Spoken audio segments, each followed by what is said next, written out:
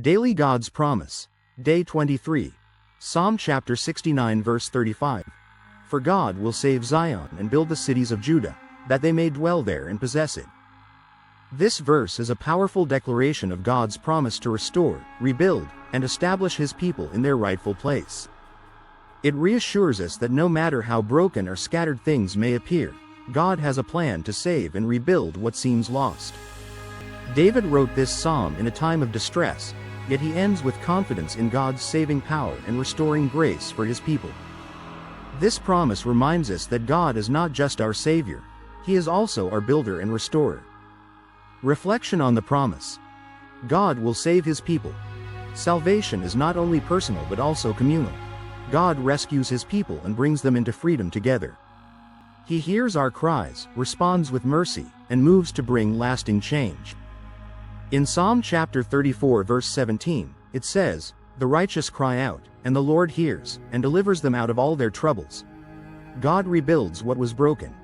Even after loss or destruction, God has the power to rebuild what was torn down, stronger and better. He restores ruined places and revives what seemed finished. In Isaiah chapter 61 verse 4, it says, "They shall rebuild the old ruins, raise up the former desolations, and repair the ruined cities." God establishes a place for His people. He doesn't just rescue us, He plants us. He gives us a place to dwell in peace, purpose, and inheritance. In Deuteronomy chapter 30 verse 5, it says, "Then the Lord your God will bring you to the land which your fathers possessed, and you shall possess it." Old Testament examples and related verses. God saved Israel from captivity and rebuilt Jerusalem. Ezra chapter 1 verse 3. "Who is among you of all his people? May his God be with him.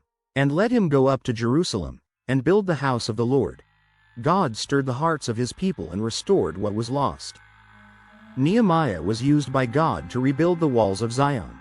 Nehemiah chapter 2 verse 18. "Let us rise up and build."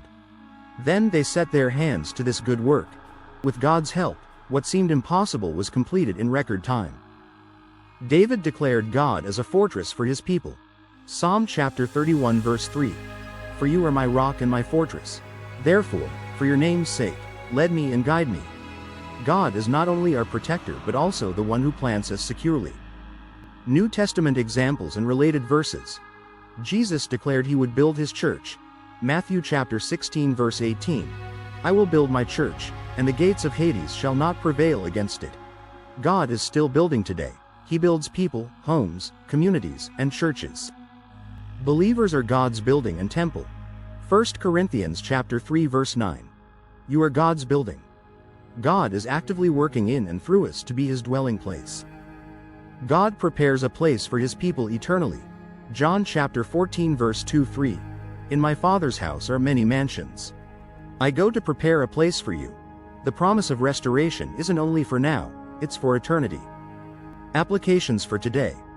Believe that God can rebuild what seems lost. Whether it's your family, career, health, or dreams, God is able to restore. Let God plant you where you can flourish. Dwell where He places you, and allow Him to build your life on solid ground. Partner with God in the work of restoration. Be like Nehemiah. Join God in rebuilding what's broken around you. Encourage others that God is still saving and restoring. Share testimonies of how God has rebuilt and renewed your life. Live with hope for today and eternity. What God builds lasts. His work in your life is for now and forever. Prayer for today. Lord, thank you for being my Savior and Restorer. I trust you to rebuild what is broken and to establish me in your promises. Let my life reflect your redeeming power. Use me to help restore others and to be part of the work you're doing in this generation. In Jesus' name, Amen. Daily Declaration. My God saves, rebuilds, and restores. I will dwell in the place He has prepared for me.